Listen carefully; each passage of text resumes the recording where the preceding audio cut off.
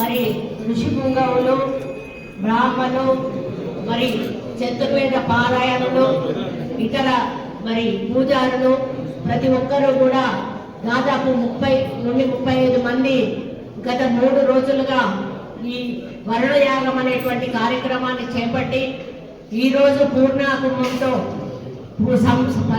సమాప్తి చేసి మరి అదేవిధంగా ఇప్పుడు మన మహాముని గురించి కూడా పెద్దలు చెప్పడం జరిగింది. ఇది ఈ యొక్క వరుణయాగం అనేది కొత్తగా వచ్చినటువంటిది కాదు.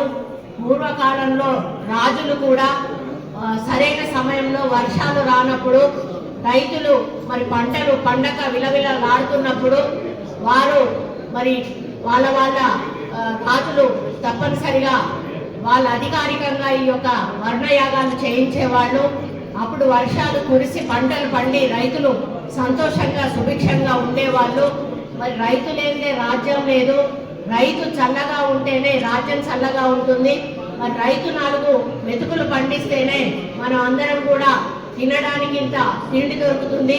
ఎప్పుడైతే కరువు వస్తుందో, కరువు కాటకాలు వచ్చినప్పుడు మనమే కాదు పిల్ల తెల్ల గొడ్డు గోద ప్రతి ఒక్కరూ కూడా మరి ఇబ్బంది పడాల్సిన పరిస్థితులు ఉన్నాయి. అటువంటి సమయాల్లో మరి వారికి తినడానికి ఏమీ దొరకక చనిపోయినటువంటి సందర్భాలు కూడా మనకు పూర్వకాలంలో చరిత్రలో చాలా చూసాము.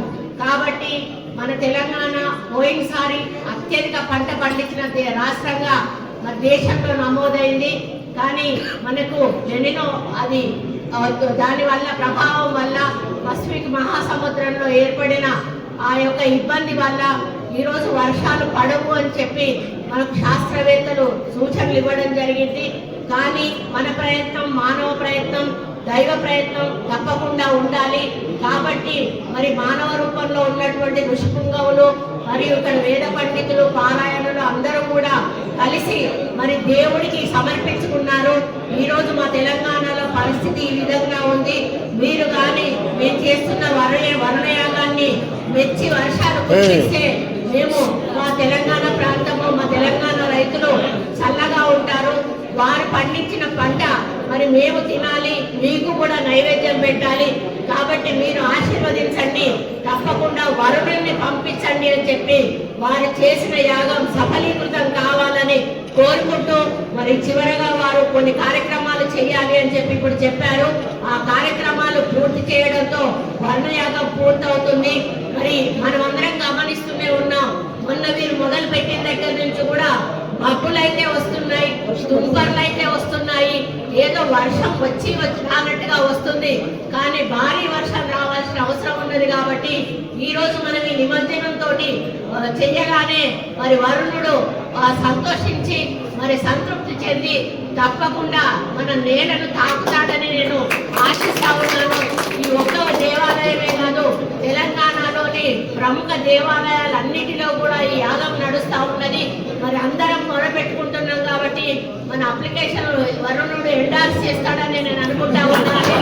కనిష్టాలు చేసి మాకు భారీ వర్షాన్ని ఇచ్చి మా రైతులకు కావలసిన నీటినిచ్చి చెరువులు నింపి మరి వారు మళ్ళీ మీకోసం ఎదురు చూడకుండా మరి చూడాల్సిన అవసరం ఉందని వారికి విజ్ఞప్తి చేస్తూ వరుణుడిని రావాల్సిందిగా వారిని కోరుకుంటూ మరి మీ యాగ ఫలితం ఇక్కడ వచ్చిన పెద్దలందరికీ కూడా గత 3 రోజులుగా జల దిగ్బంధం చేసి మరి అదేవిధంగా శివుణ్ణి కూర్చోబెట్టి మరి మీరు కూడా లోపలే ఉండి 3 రోజులు ఎంతో నిష్ఠతో మీరు యాగం చేయడం అనేది మిమ్మల్ని అందరినీ కూడా, ఎందుకంటే మీరు పెద్దవాళ్ళు, మిమ్మల్ని మరి ఏమి చెప్పాలో నాకు తెలియట్లేదు. మీ గొప్పతనానికి నేను తల వంచి నమస్కారం చేస్తూ మరి మీరు చేసిన ఈ యాగ ఫలితం తప్పకుండా మరి ఫలితాన్ని ఇవ్వాలని కూడా కోరుకుంటూ మా ఈవో గారు కూడా ప్రత్యేకంగా వారు కూడా చాలా 3 రోజుల నుంచి కూడా ఇక్కడే ఉంటున్నారు అని తెలిసింది.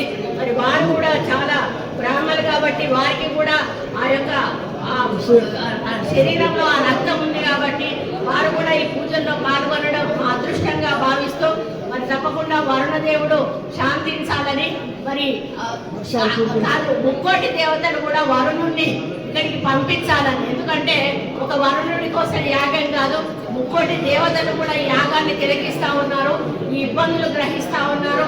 కాబట్టి మీరందరూ కూడా ఎట్టి పరిస్థితుల్లో వరుణుని మా దగ్గరికి పంపించి శాంతింపజేసి మా దగ్గరికి పంపించాలని కోరుకుంటూ, మరి మీ పెద్దలందరికీ కూడా పేరు పేరున ఈ యాగం జరిపించినందుకు నా హృదయపూర్వక